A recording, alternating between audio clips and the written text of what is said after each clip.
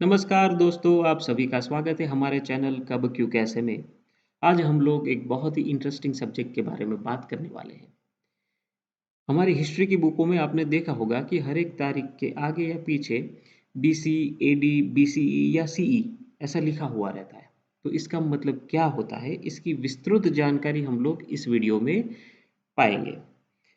ये वीडियो की शुरुआत से पहले मैं आप लोगों से एक रिक्वेस्ट करना चाहूँगा कि प्लीज़ हमारे इस वीडियो को लाइक करें तथा दोस्तों के साथ शेयर करें और हमारे चैनल को सब्सक्राइब करें, जिससे ये जानकारी ज़्यादा से ज़्यादा लोगों तक पहुँच पाए। एग्जाम्पल के रूप में देखेंगे कि वैदिक काल हमारा 1500 बीसी से लेके 500 बीसी तक कहा जाता है। तो यहाँ पे बीसीई इसका क्या मतलब हुआ। एक दूसरा एग्जाम्पल ले कि भगवान राम का जन्म 5114 बीसी में हुआ था। तो यहाँ पे ये बीसी क्या है, यहाँ पे बीसीई क्यों नहीं लिखा गया है, या एसी या दूसरा कोई शब्द क्यों नहीं लिखा गया है। चलिए देखते हैं इसके बारे में। सबसे पहले देखेंगे बीसी और एडी ये क्या होता है। बीसी का मतलब होता है बिफोर क्राइस्ट, जिसको हिंदी में कहा जाता है ईसा पूर्व। इसका मतलब हुआ कि ईसा मसीह के मतलब जीसस क्राइस्ट के जन्म से पहले का जो भी समय काल था उसको बोला जाएगा बीसी, मतलब कि बिफोर क्राइस्ट। एडी का मतलब होता है अन्नो डोमिनी, इसको हम लोग हिंदी में कहते हैं ईसवी। ये एक एक्चुअली लेटिन शब्द है जिसका मतलब होता है कि प्रभु के वर्ष में, यानी कि ईसा मसीह के जन्म के बाद का जो भी समय काल है उसको कहेंगे हम लोग एडी। बीसी और एडी सामान्यतः जूलियन और ग्रेगोरियन कैलेंडर में इसका मत यूज होता है। आज की तारीख में आपको पता होगा कि पूरे विश्व में जो सर्वमान्य कैलेंडर है वो है ग्रेगोरियन कैलेंडर। तो सबसे ज़्यादा इसी कैलेंडर में यूज होता है, इसीलिए जितनी भी बुक जितनी भी पब्लिश हुए यहाँ पे सब जगह पे BCAD लिखा होगा तारीख के आगे या पीछे। इसका सबसे पहले प्रयोग जो था वो सन 525 में एक क्रिश्चियन पॉप के द्वारा किया गया था। अगर ये समझने के बाद हम लोग देखें कि अगर कहीं पे आपको लिखा मिलेगा 100 BC, तो उसका मतलब हो जाए, सीधा मतलब होगा कि ईसा मसीह के जन्म से पहले 100 साल की घटना है ये। और 100 AD अगर कहीं पे लिखा है तो इसका मतलब हो गया कि ईसा मसीह के जन्म के बाद 100 साल की ये घटना है। तो अभी हम लोग ने देख लिया BC क्या है, BC और AD क्या है, सॉरी। और इसके कुछ जनरल मीथ भी है, उसके बारे में हम लोग चर्चा करेंगे। जैसे कि काफ़ी लोगों को ये गलतफहमी रहती है कि जैसे बिफोर बीसी मतलब हुआ बिफोर क्राइस्ट, तो एडी का मतलब हुआ आफ्टर डेथ ऑफ क्राइस्ट। नहीं, ऐसा नहीं है। एडी मतलब अन्नो डोमिनी है, जैसे हम लोगों ने देखा, ये इसका मतलब आफ्टर डेथ ऑफ क्राइस्ट नहीं है। और दूसरा है नो ज़ीरो ईयर। अगर आप बीसी एडी सिस्टम यूज़ करते हो या बीसी और बीसीई सिस्टम यूज़ करते हो तो उसमें कभी भी ज़ीरो बीसी या ज़ीरो एडी ऐसा नहीं बोला जाएगा। इसकी शुरुआत आइदर 1 AD से होगी या 1 BC से होगी। जैसे ईसा मसीह का जिस वर्ष में जन्म हुआ था उसको बोला जाएगा 1 AD, और उसके अगला साल उसका जो पहला साल था एक वर्ष पूर्व जो था उसको बोला जाएगा 1 BC। कभी भी 0 BC या 0 AD ऐसा नहीं मिलेगा। अभी देखते हैं BCE और CE क्या होता है।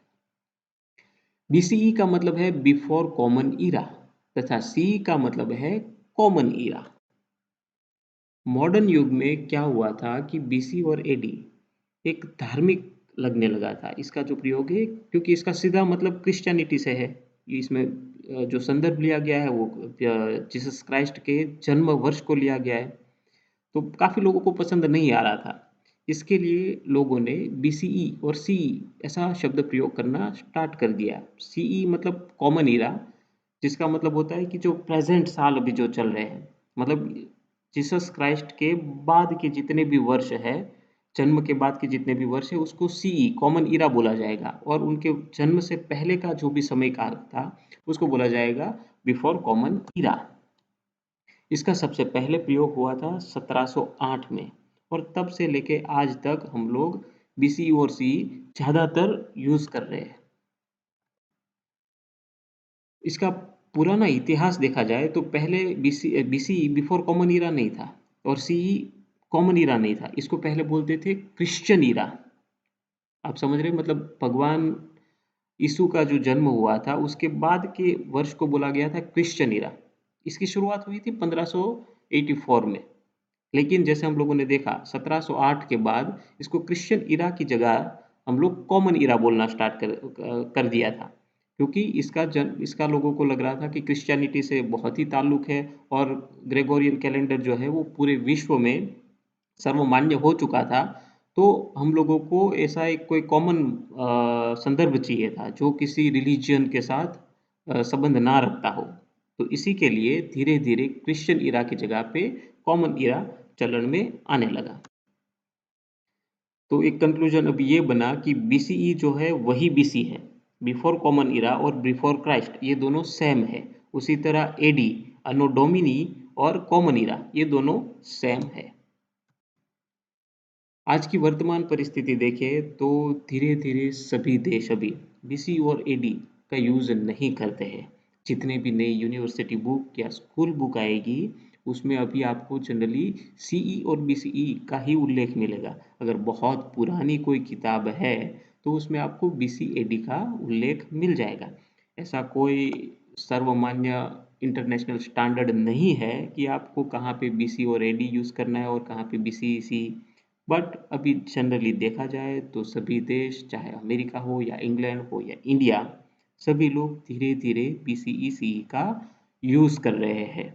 आपको सभी नई बुकों में बीसीई और सीई ही ज़्यादातर देखने को मिलेगा। अभी एक फाइनल कंक्लूजन निकालते हैं कि बीसी एडी तथा बीसी सीई क्या है।